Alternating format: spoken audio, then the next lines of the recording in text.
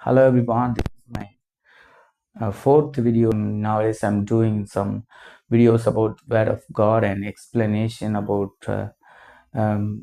the verses and in a simple way, not only for about the biblical topic.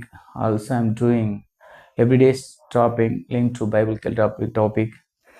And Satan roaming around me nowadays like a lion to roaring to take it away my soul, but I never give up about preaching word of God by this small ministry, by the status videos and YouTube videos. So I'm not doing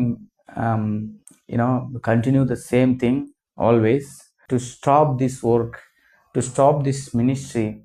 He started to attacking me by my father, and he's so sick today.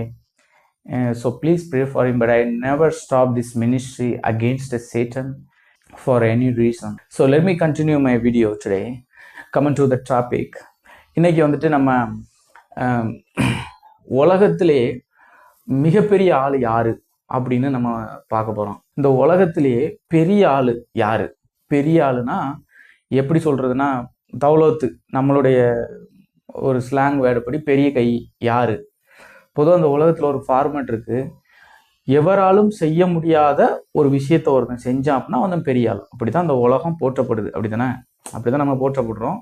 யாராலையுமே செய்ய முடியாத விஷயத்த ஒருத்தன் செஞ்சு முடிச்சா அவன் பெரிய கை, பெரிய ஆள். அப்படித்தானே? அப்படி பார்க்கும்போது யாராலையுமே செய்ய முடியாத மிகவும் கடினமான ஒரு செயல் இந்த உலகத்துல எது அப்படின்னு பார்க்கணும். பெரிய கார் வச்சிருக்கவன், BMW பென்ஸ் கார் வச்சிருக்கவன், இல்லை 4 BHK வில்லா குரமங்களால் வச்சிருக்கவன், இல்லை நிறைய சொத்து பத்துக்கள் வச்சிருக்கவன், இல்லை 50,000 கோடி சொத்துக்கு அதிபதி, இல்லை எலான் மஸ்க் போல மிகப்பெரிய பணக்காரர்கள், இதெல்லாம் பண்ண முடிஞ்ச ஒரு விஷயம். யாராலும் பண்ண முடியாத அல்லது மிகவும் கடினமான ஒரு விஷயத்த நீங்க பண்ணீங்கன்னா நீங்க அவர்களை விட ஒரு பெரிய ஆளா மாறிடுவீங்க. அது என்ன விஷயம் அப்படின்னு நம்ம பார்த்துடலாம். நம்மிலும் வலிமையான ஒருத்தன் அல்லது நமக்கு நிகரான ஒருத்தன் அல்லது நம்மிலும் தாழ்ந்தவன் ஒருத்தன் இருப்பான்னு வச்சுக்கிடுங்க. நம்ம கிட்ட ஒருத்தன் சண்டைக்கு வரான், இல்லை நம்ம மேல எந்த தப்புமே இல்லாம நம்மளை அடிக்க கை ஓங்கவோ, இல்லை நம்மளை அசிங்கமான வார்த்தையால திட்டவோ, நம்மளை ஏதோ ஒரு விதத்துல நம்மளை டீக்ரேட் பண்ணிடுறான்னு வச்சுக்கிடுமே. நம்ம என்ன பண்ணுவோம்? முதல்ல நம்மளின் வலிமையான ஒருத்தனா, நம்மை விட வலிமையான ஒருத்தனா இருந்தோம் அப்படின்னா அவங்ககிட்ட நம்மளால சண்டைக்கு போக முடியாது. நம்ம உள்ள குமுறல் உள்ள இருந்து அப்படியே குமுறும். நம்ம உள்ளுக்குள்ள சமாதானத்தை இழந்து என்ன பண்ணுவோம்? பக்கத்துல உள்ளவங்க கிட்ட, இல்லை நம்ம தெரிஞ்சவங்க கிட்ட போயிட்டு, நான் மட்டும் அப்படி இருந்திருந்தோம்னா, அந்த சிச்சுவேஷன்ல இருந்திருந்தோம்னா அவனை உண்டுலன் பண்ணியிருப்பான், அப்படி பண்ணியிருப்பான், இப்படி பண்ணியிருப்பான்னு நம்மளுடைய இயலாமையை மற்றவங்க கிட்ட கொட்டி தீத்துருவோம். நமக்கு நிகரானவனா இருந்தான் அப்படின்னா அவன் கையை வாங்கினான்னா நம்ம அடிச்சிருவோம் அவனை. ஒருவேளை அவன் நம்ம தள்ளுனாம்னா அவனை நம்ம மிதிச்சிருவோம். நம்ம அவனை சும்மா விட மாட்டோம். அதே இது நம்ம கிட்ட கொஞ்சம் பண வலிமை, நல்ல மிகப்பெரிய ஒரு ஒரு அந்தஸ்து, இந்த உலகத்தின் அந்தஸ்து எல்லாம் இருந்து நம்மளுக்கும் தாழ்மையான, நமக்கும் கீழே உள்ள ஒருத்தனா இருந்தா அவங்ககிட்ட நம்மளுடைய முழு அதிகாரத்தையும் நம்ம காமிப்போம்.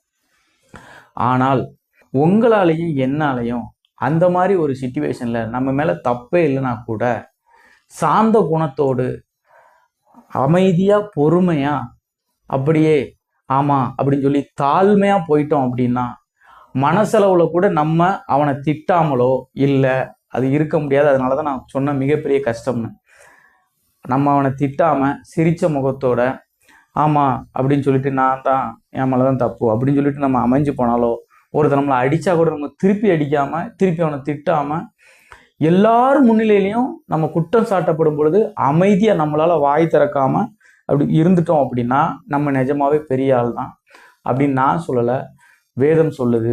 அதை தான் ஆங்கிலத்துல எண்டூரன்ஸ் அப்படின்னு சொல்லுவோம், சகிப்புத்தன்மை. இந்த சகிப்புத்தன்மை யாரு உள்ளத்துல இருக்கோ, மனசுல இருக்கோ, அவன் தான் மிகப்பெரிய ஆளு. சாந்த குணம் உள்ளவர்கள் பூமியை சுதந்திரித்துக் கொள்வார்கள் அப்படின்னு வேதம் சொல்லுது. சகிப்புத்தன்மை, சாந்த குணம், இதை சாதாரண ஒரு மனிதனால எக்ஸிக்யூட் பண்ணவே முடியாது, மிகவும் கஷ்டம்.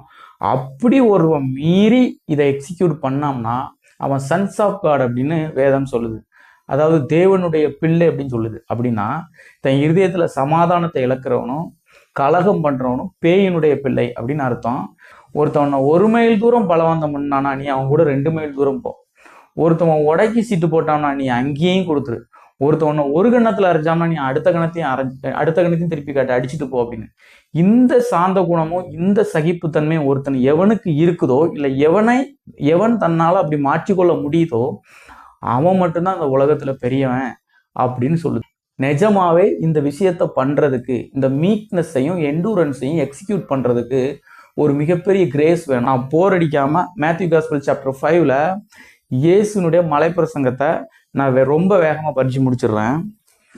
அவர்கள் திரளான ஜனங்களை கண்டு மலையின் மேல் ஏறினார். அவர் உட்கார்ந்திருந்த போது அவருடைய சீசர்கள் அவரிடத்தில் வந்தார்கள். அப்பொழுது அவர் தமது வாயை திறந்து அவர்களுக்கு உபதேசித்து சொன்னது என்னவென்றால், ஆவியில் எளிமை உள்ளவர்கள் பாக்கியவான்கள், பரலோக ராஜ்யம் அவர்களுடையது. துயரப்படுகிறவர்கள் பாக்கியவான்கள், அவர்கள் ஆறுதல் அடைவார்கள். சாந்த குணம் உள்ளவர்கள் பாக்கியவான்கள், அவர்கள் பூமியை சுதந்திரித்துக் கொள்வார்கள். நீதியின் மேல் பசி தாகம் உள்ளவர்கள் பாக்கியவான்கள், அவர்கள் திருப்தி அடைவார்கள்.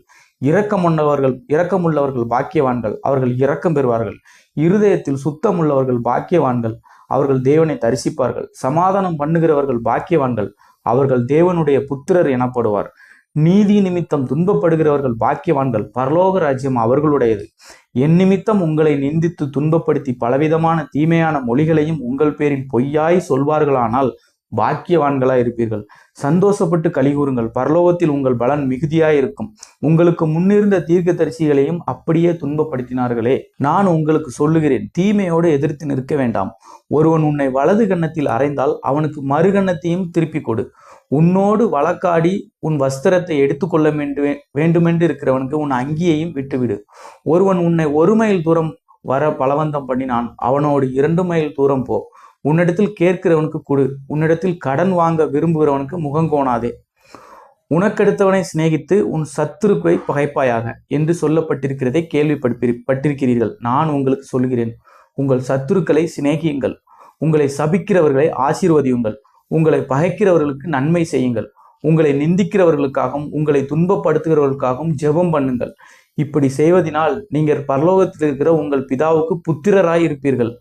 அவர் தீயோர் மேலும் நல்லோர் மேலும் தமது சூரியனை உதிக்க பண்ணி நீதி உள்ளவர்கள் மேலும் அநீதி உள்ளவர்கள் மேலும் மழையை பெய்ய பண்ணுகிறார்.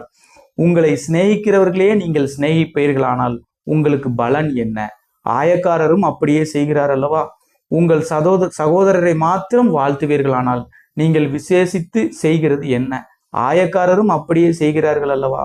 ஆகையால் பரலோகத்தில் இருக்கிற உங்கள் பிதா பூரண சர்க்குணராய் இருக்கிறது போல நீங்களும் பூரண சர்க்குணராய் இருக்க கடவீர்கள். இதை எவன் ஃபாலோ பண்றானோ அவன் தான் இந்த உலகத்திலே பெரிய